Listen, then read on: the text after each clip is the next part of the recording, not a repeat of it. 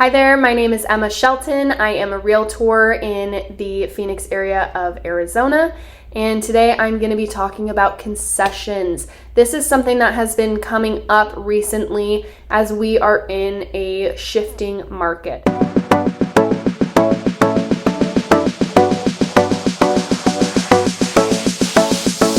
So over the past 2 years, pretty much right after COVID, we went into a very strong seller's market.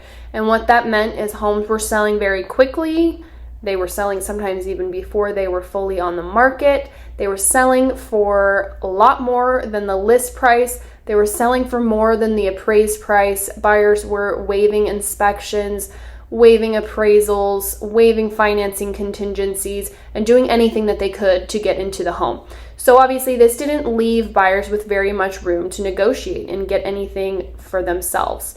So as we've been in a shifting market over the past few months, we're seeing more and more of buyers asking for concessions from the sellers. Now, a lot of my first-time home buyers or people that have bought just in the past couple years are not familiar with this term, concessions. So what concessions are, it's actually going to be in your offer that you'll put in. You can ask for concessions in two different ways. You can ask for a dollar amount, or you can ask for a percentage of the sales price. And this will come out of the seller's proceeds, and it can be applied to your closing costs.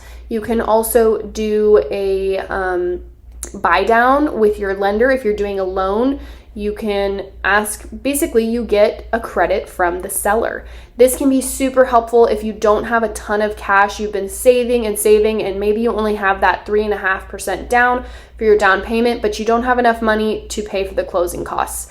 Concessions are a great way to be able to get into home ownership when you don't have a lot of cash. And now that we are shifting into a buyer's market, you actually have the opportunity to ask for that.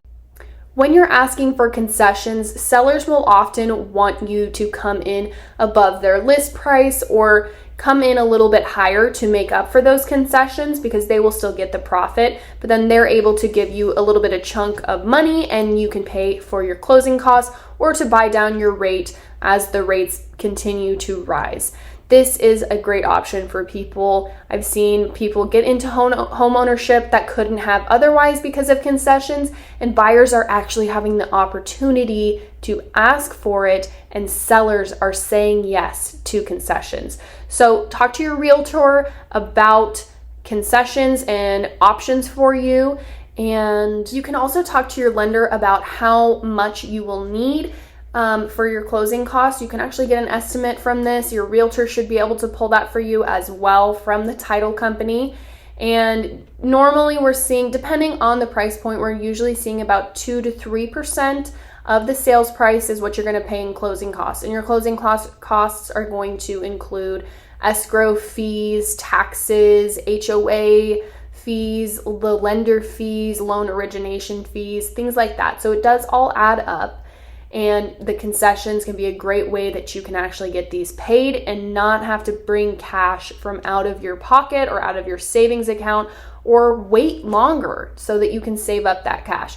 So you may have a little bit of a higher loan amount, but that's really going to just be dollars every month. So it is a great option. If you have any questions about concessions and what you should ask for, leave us a comment below, or if there's any other topics that you want to talk about that you've heard and you're not sure what they mean. Make sure to give us a thumbs up, subscribe, and don't forget to hit the bell so you don't miss any of our future videos. Thank you.